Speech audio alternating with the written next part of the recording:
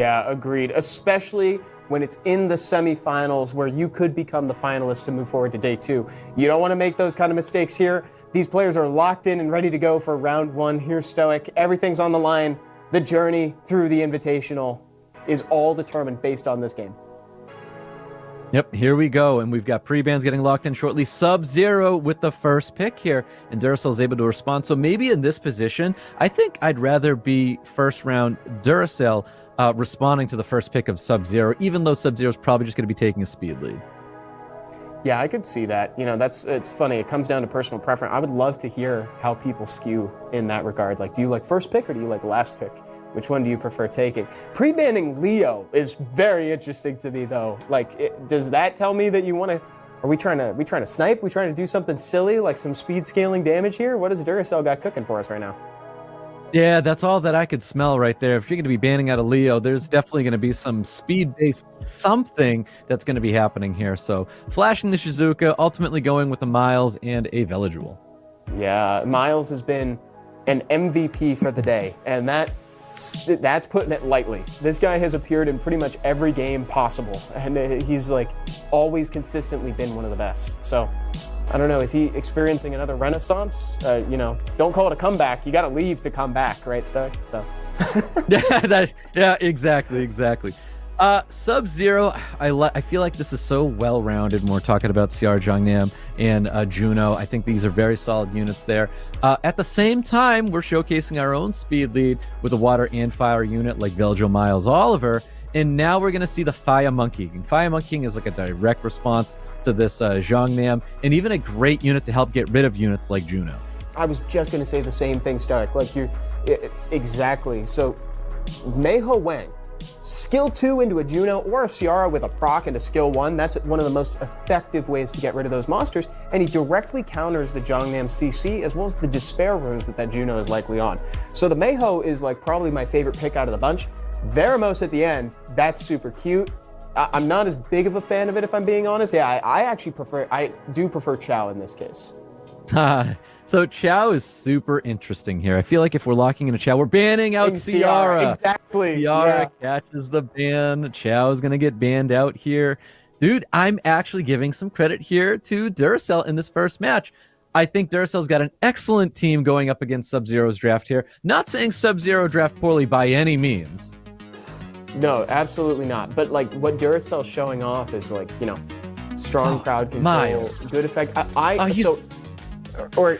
Excuse me, I should say I like what Duracell. I'm realizing in the top left there, opposite. Duracell is showing off a really good team here with the Meiho Wang. I really think that he's actually going to be able to effectively clean up that Juno as soon as he gets a skill 2 off.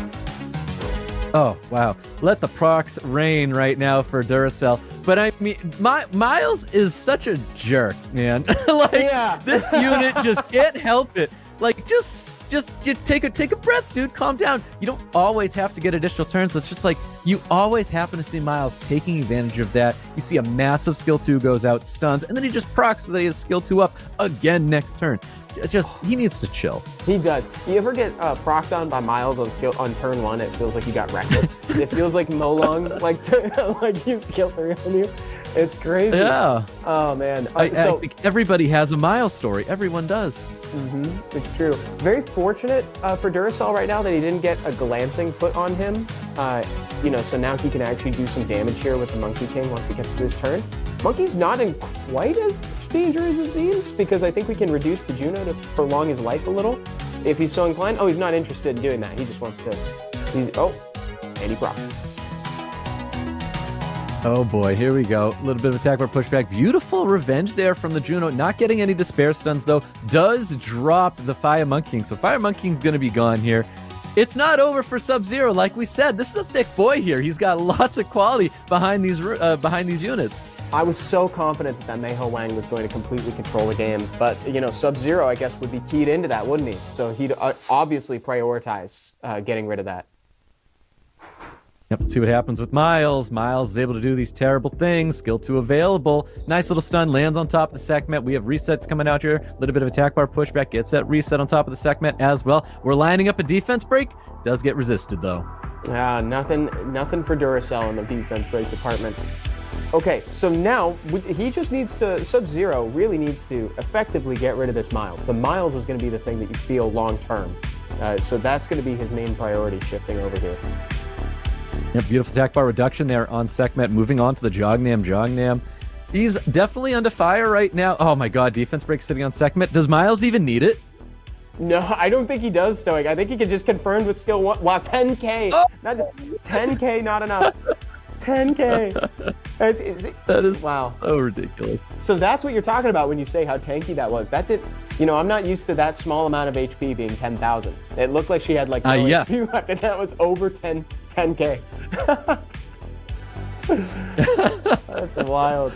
Oh, this is crazy. Sub is going through the motions right now. I am not confident that the Juno can solo up against the Miles. But again, you want to play these things out. They do have more time than the previous games to feel each other out in terms of play style here. This is a best of 5, I want to remind everybody, our first and only best of 5 of the day.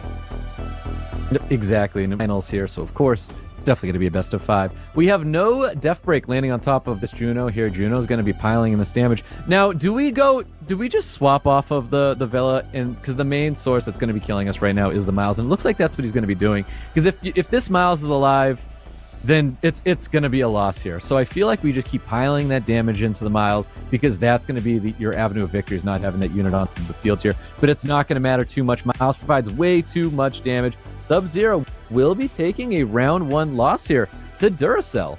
Wow. Duracell with the 1 on the board. Again, not match point. We're at best of 5 territory right now.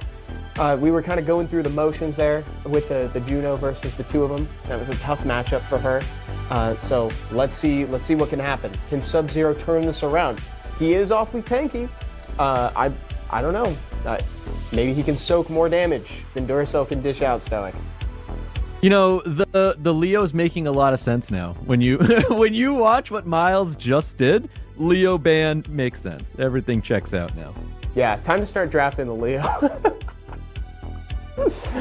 Oh, it's all good. I see folks in chat asking for clarity on which monster is who. We've got new players in there. So sorry about that. Yeah, Miles, the water sky surfer, he's the one that we're talking about a lot. He ignores a portion of your defense based on how fast he is, and it's a lot. It ends up being a lot of damage, and he gets to kind of almost ignore elemental relationships entirely. Completely, honestly. Yeah. The element does not Truly. matter. He doesn't care about your element, doesn't care about your feelings, cares about nothing. The time, the effort you put into this game, Miles will destroy every bit of it. Yeah, exactly. I just spoke from the hat on that one. I know, I heard that. I was like, well, that was some trauma talking. That hit home. That hit home. Pre-bans here. Shizuka Oliver getting pre-banned out here. Duracell with the Ciara and Smicer. We have 5 Monking once again coming back here for Duracell. I love that Sub-Zero's like, you're not having the Miles this time. So he takes that. He's got Veladrol with him. So we've got a little bit of security. I call it job security here, and we were able to have a Veladrol on your side of the field. Yeah. Oh man. Well, we've loved Smicer so far. Oh, did I tell you? I might have already told this story. It's not the time. We're in a tournament. Forget it. Let's move on. Juno in the Dark Nezuko making a return. We really liked that monster before, and it's actually even more. It's even better here actually, because I think it'll be able to. It cleanses, right? We determined it cleanses. Yes. So you can get rid of the bombs that put. Here, let's look at it again. Yeah, it removes all harmful effects from yourself and 2 allies with the lowest HP. So if the HP ratios work out properly, she could kind of remove a couple bombs that have been put on the team from Smicer, etc. Oh my god, the dark demon. BLs. That's crazy. I was looking at this because I was thinking if the Chow is getting drafted, Chow is potentially getting banned out already, but that Dark Demon might be catching the ban instead. So I think Sub-Zero is going to respond to the Chow over responding to Beelzebub. Oh. Yeah, I think so. I think the Dark Demon's probably going to soak up the ban. It's just too much. Whoa, a Narsha from Sub. I forgot he had the Narsha. He's shown me the Narsha before. Yep, and that's going to be a well-ruined Nasha. Expect a ton of damage coming from that light Beast Rider here in this match. There's no immunity on the side of Duracell, so he's got to eat up those defense breaks, and it's going to be a ton of damage. When we're talking about sustain as well, it's just that Smicer. Now, is that a unit that might get banned out here, the Smicer? I do think it's Beelzebub, though. I think it's Beelzebub. I think you gotta. Yeah, I definitely think that was the answer for both, which is cool because we still get the content pick in terms of the Dark Nezuko making it into the game. So we definitely have some fun picks coming out here from these players. Yep, we really do. Now the team-ups here coming out of Sub-Zero. We're teaming up with Skill 1 Strip Velodrol. We're teaming up with Insane Damage Miles. We're teaming up with Crit Skill 1 Attack Bar Gained Juno. So there's great things that we're teaming up with. High value. Kind of, we mentioned before when we saw her that she was great with Chandra, but I think this is even potentially more powerful this time around. And the other thing I can't help but notice here, Stoic, is that the only strip on Duracell's side is the Smicer. That's it, yeah. And I do think... Ooh, all right, so it looks like the attention's going to be going towards CR. So CR is the main focus for him, but I do think Smicer kind of comes in as number 2 to get rid of here. Yeah, going in on it, getting the defense break early. Meiho Wang might as well just throw the skill 2 in, just go for more damage. That's what I would do. It comes back so fast. There's no use holding that thing. No, yeah, there's no use for it. Big skill 2's coming out. Obviously, Duracell knows what Miles can do here, so he wants to get rid of this unit as soon as possible. There's that sustain coming out of Velodrol. Velodrol gets the additional turn. We're gonna get that skill 2 up next turn. There's the defense break sitting on top of Ciara. Ciara will be dropping here. Yeah, effectively removing Ciara. Like, that was very well played. I watched Duracell attack into the Miles earlier, and I just thought about how bad it feels to attack that monster, because he is all HP and speed. Let's see where he's going to go here. All right, so doesn't move. Sub-Zero's opting to go for Fire Monkey King over this Smicer, which is interesting because I do feel like the Smicer is one of the main focus here. This might have been where he sees what's taking like the most damage, thinking what's the easiest thing to get rid of, and he's opting to go for Fire Monkey King over the Smicer here, which I think I would agree with as well. The only other thing to keep in mind, though, is that the damage on Chao's second skill, Justice, for that Water Dragon Knight, it's going to get up and up the more allies drop. So right now, Chao's poised to do a lot of damage. He definitely is, but there's a lot of work ahead of him to put in that damage. And he's got the correct targeting. He has to get rid of the Miles, and that's the main focus for him. And I think Duracell, we have solo potential here. We really do. If Miles goes down, Chao can solo. Okay, so that's a lot. That's a big proc from Miles. He was able to 2-for-1. He was able to get an attack on Chao and confirm the kill. Nezuko goes in. That was like a nice third of his health. Oh, Chao needed a proc there in order to take down Miles.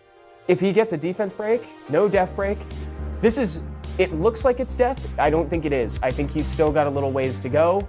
He just needs to outlast this. Where are the Nem runes? Oh, man. No. So much damage there coming from Sub-Zero's team.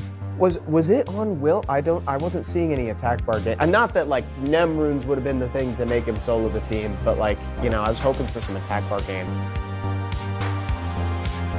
Evan, I thought Duracell was just locked in this entire time, and I just realized that it's just a still picture. I'm like, this man is locked in. It's just it's either frozen or it's just a picture. Dude, he might be locked in. We don't know. People in chat asking, hey, can you blink twice? Let us know you're okay. That's so funny. Dude, honestly, he might be locked in. We have no way of checking, Yep. That's great. Oh, that's hilarious. Yeah, people in chat saying I can't stop staring at Dura, and Dura won't stop staring at me. That's great. There's your pre-bans, guys. It's so funny to see this because the Leo is being drafted to stop the Miles, and the Miles being the Leo's being pre-banned, and then the Miles getting pre-banned because no one wants to have to go up against this unit here. So both being eliminated. We'll see the avenues these guys are going to be taking. Duracell locking in the Velodrol and Oliver. We have the 33 speed lead. Sub-Zero, he's liked this CR for a while now. He's been first picking it, still locking that unit in as well. He's devastating, that Miles. He is such a powerful monster. We got a poll running over on YouTube, by the way. Who do you guys think will win, Duracell versus Sub-Zero, in our semifinals game to determine the finalist of day 1 here at the Com2us USA Invitational? Looks like Sub-Zero is leaning ahead in public opinion after these games, Stoic. So far, it's hard for me to say. I think it's such an even match. It's really hard to pick. Oh my God, that combo. We know about this combo. It's Shizuka and Oberon. The writing's on the wall for this one. I think, like, as great as a combination as it is, that fifth pick has to be even better. Now, we all know what it does, so it's not like a big surprise, like, oh no, what do I do here? Like, we are familiar with this kind of thing. And I think that Veronica is one of those units to address this situation here. But what is that next pick going to be? And I think Ethna kind of plays into that part as well to address that situation, where you're able to take turn one and kind of like stop and interrupt.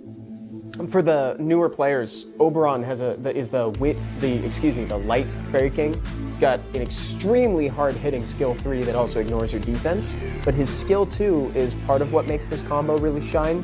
Ventilate. It allows you to reduce the cooldown time on a single unit so you can refresh their skills. And Shizuka has something similar but not exactly the same on skill 2, but it can also revive. So if Oberon goes down, you can revive him. He can then ventilate people on your team. It's very fun. And I like what Sub-Zero brought to try to counter it with the Veronica, to try to put them on cooldown, but I ultimately think, you know, since Ventilate can't get put on cooldown, it's only so helpful there, Stoic.